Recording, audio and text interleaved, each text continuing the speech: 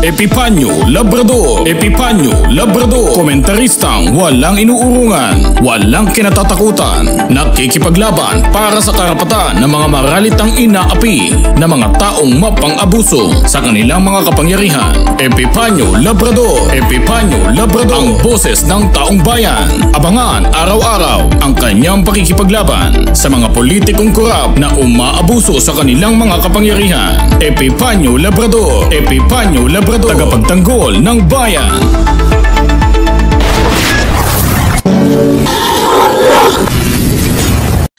Partikular, meron po bang lumabas na balita mula sa intelligence community na may high BI official ay tumanggap ng 200 million pesos mula kay Guo Huaping? Ganong ka panipaniwala ang ganitong impormasyon?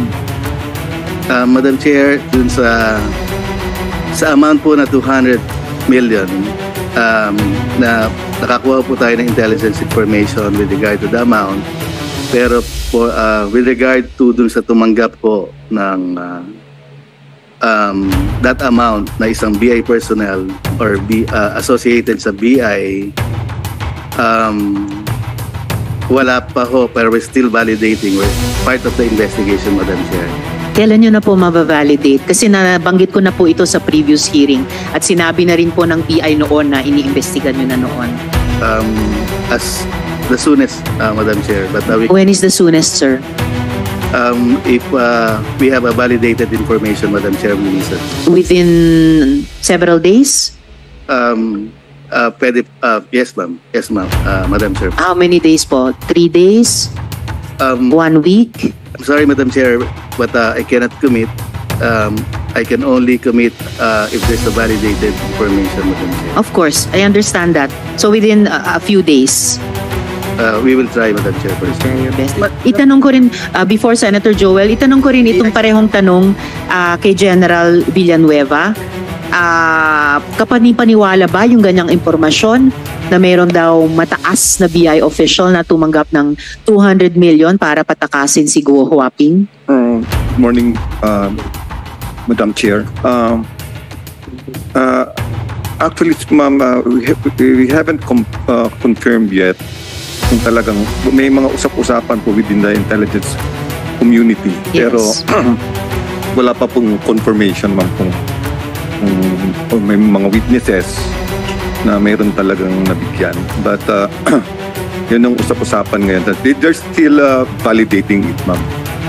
Ano pa po yung usap-usapan bukod sa general detail na yon na 200M to a high BI official? Meron pa bang ibang mga di umanong sinuhulan? Meron pa bang additional amounts na pinag-uusapan?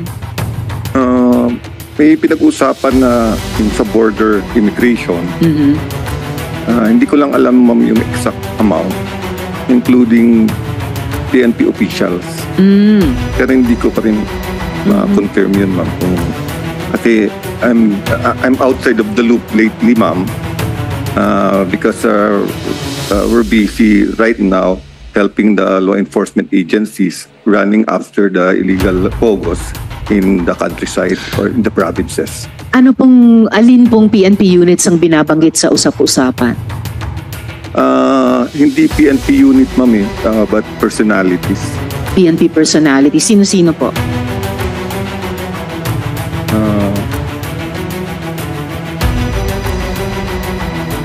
I think it was mentioned the former chief PNP. Which one? I don't know, ma'am, but former chief PNP daw. Wow. Alright, salamat General Villanueva. Sino pong resource person ng PNP dito? Yes, sir. General Takaka. So we've heard a few of the agencies so far saying nagkukondukta po sila ng internal investigation sa kanila ring mga hanay. Narinig nyo or sa sariling Intel Directorate at units ng PNP, meron din po bang ganitong mga impormasyon, ganitong mga hundreds of millions of pesos in di umano mga bribe amount sa mga matataas na opisyal sa BI at ngayon nababanggit pati isang dating PNP chief pa. Sa inyo pong investigasyon, ano pong lumalabas, General? Good afternoon, Madam Chair. For the part po ng PNP, so far po wala po kaming report with regards po kung may mga nasuhulan na PNP personnel. But despite of that po ay yung aming pong intelligence community ay tuloy-tuloy po ang kanilang pag-coordinate sa ibang agencies para malaman kung may mga PNP personnel na involved, then we will file the necessary case po kung may mga evidence po aming makukuha. Your Honor. General, I'm almost disappointed. Dahil sa isang naunang hearing, kayo ang naunang institusyon na nakaalam na nakatakas na sa bansa si Guo Huaping. Kayo lang yung nagsabi, August 14 pa lang alam nyo na.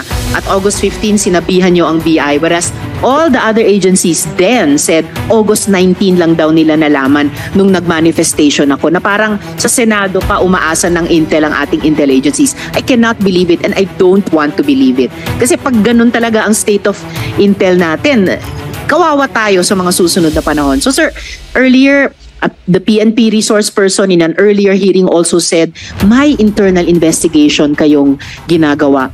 Wala pa bang bunga yun? Especially about a very important issue like corruption of high officials within the organization. Yes, ma'am, yung report sa amin na nakatakas si Alice po is coming from the Interpol po, ma'am. So yun po yung naging information po natin coming from the Interpol po na nakuha po natin. So, then yung sa mga allegations po na is ongoing naman po, ma'am, yung aming investigation. Yes sir, pero more than a month ago na po yung August 14 na input ng Interpol. So really I'm shocked. And PNP widow po ako, alam nyo naman. So may expectation ako sa National Police natin. Well, thank you General, but PNP has to come back with more than that sa komiteng ito. Kami, ginagawa namin yung aming trabaho in terms of investigation in aid of legislation, but patapos na rin po kami. Step up na dapat talaga ang law enforcement. Salamat General Takaka. Before I recognize Senator Joel, balik lang General Villanueva, you mentioned a former chief PNP. Mula sa Intel nyo, anong klaseng tulong, aid o assistance ang pinrovide nung taong ito? I don't know the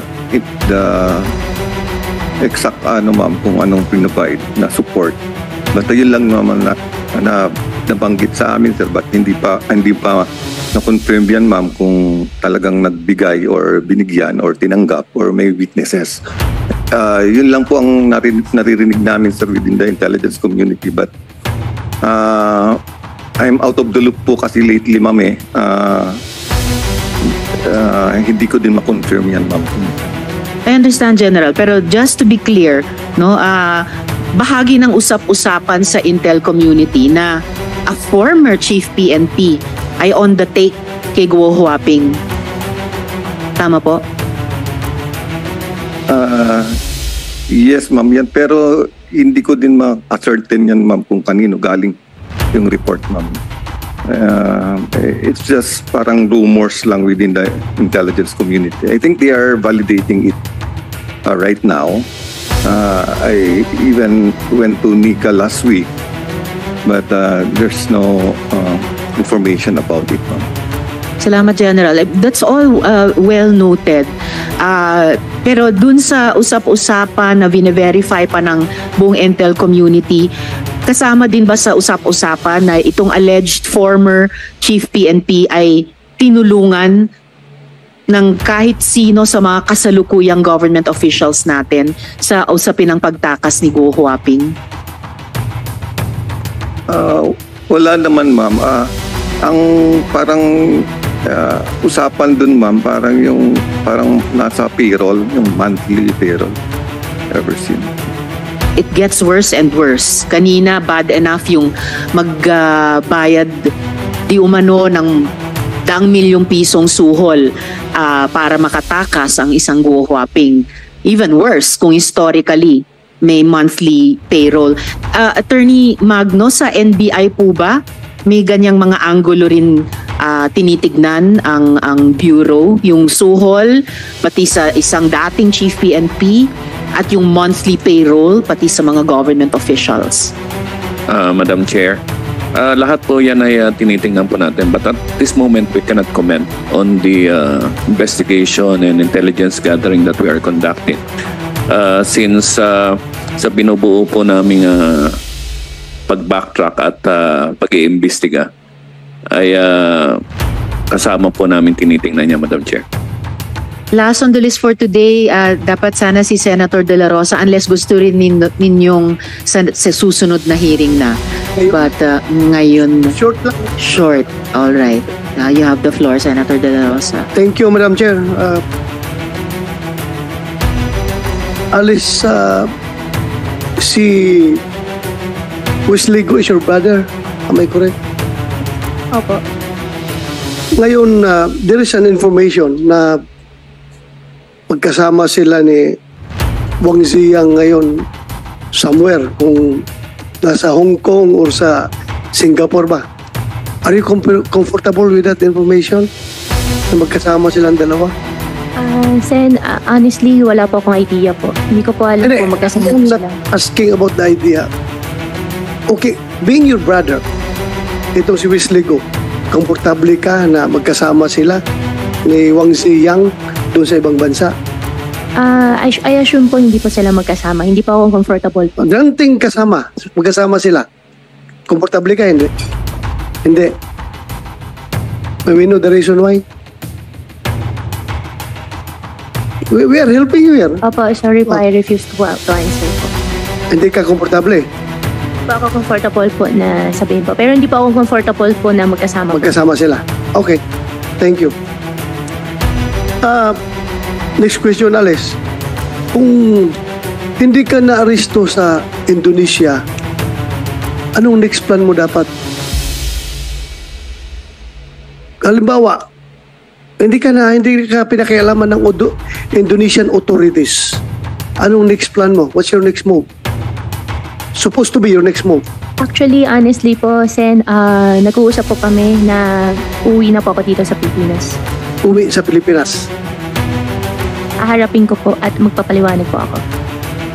Wala kang plano na umuwing China? Ang plano ko po ay bumalik po dito sa Pilipinas po. Dito po ako uwi. How about China? Were you entertaining that thought of Wala going po. to China? China, wala po. So, from At saka Senator De La Indonesia, Rosa, if I may, sinabi niyo mo, Buhuaping, balak mo sana, gusto niyo sana bumalik dito at magpaliwanag. I highly encourage you to do that during this hearing. Magpaliwanag hanggat kaya mo. I think you know what I mean. Senator De La Rosa. I am just, asking this question because I was entertaining some conspiracy theorist putting forward the theory na itong si Alice Go ay posibleng isang sleeper cell agent ng China na pinadala dito sa ating bansa. Well, yun nga kaya ko tinanong kung gusto niyang next move niya from Indonesia is going home to China kasi the safest place for a sleeper cell agent is to go back home. Yung home base niya. Safe na safe siya doon sa China kung if indeed she is a state agent of China. Kaya nga tinatanong ko, so wala kang balak pumunta ng China? Wala po, before po nangyari po yung sa Indonesia po, nag-uusap na po kami nag-uusap po na consider ko po talaga na ang next move ko po ay babalik po ako dito sa Pilipinas. At saka magpaliwanag. sigurado Senator De La Rosa, bago kayo magpatuloy, acknowledge ko lang yung pagdating ni Senator Bong Revilla na kasamang magtatanong sa susunod. Thank you. Senator De La Rosa. Kaya siguro ayaw mong pumuntang China dahil involved ka ng Pogo. Siguradong katay ka sa gobyerno ng China pag umuwi ka doon. Dahil galit na galit ang gobyerno ng China against Pogo. Am I correct? Sen, hindi po ako involved po sa Pogo. At in fact, yung tatay ko po nasa China po ngayon. Kung kami po... Whether you like it or not. Okay. Kung kami po ay Whether you involved like it or po, not. sana po, hindi naman, tama naman po kayo na galit po ang Chinese government po sa Pogo. And I Galit think, nga. Opo. Kaya kung pupunta ka ng China, talagang katay ka doon dahil galit na galit ang Chinese government sa Pugo.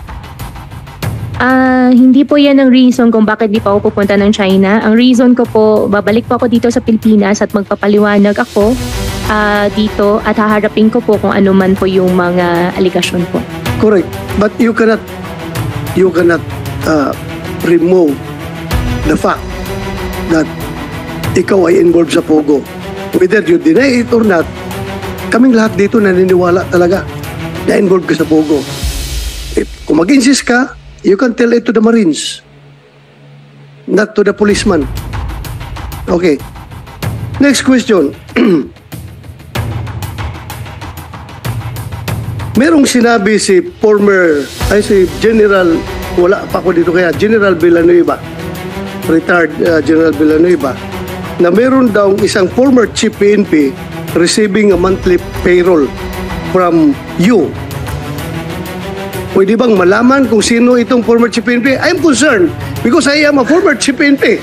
Baka mamaya mayroong lalabas na script dyan na si Bato ay tumatanggap ng pera galing sa'yo.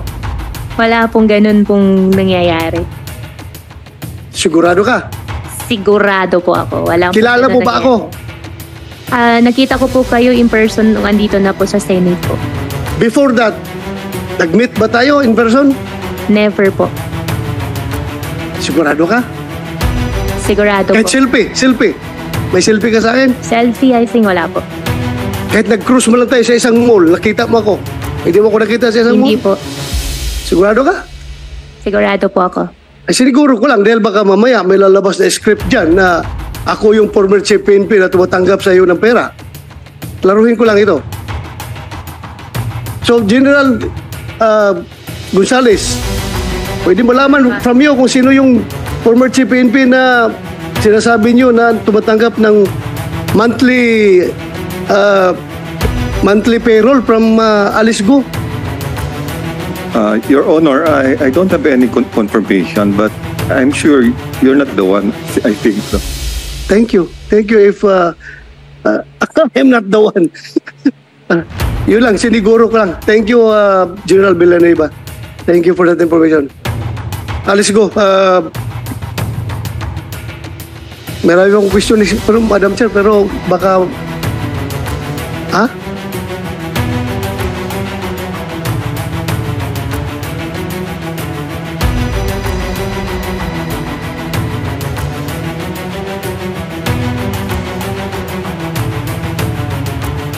That's all for me for now, Madam Chair.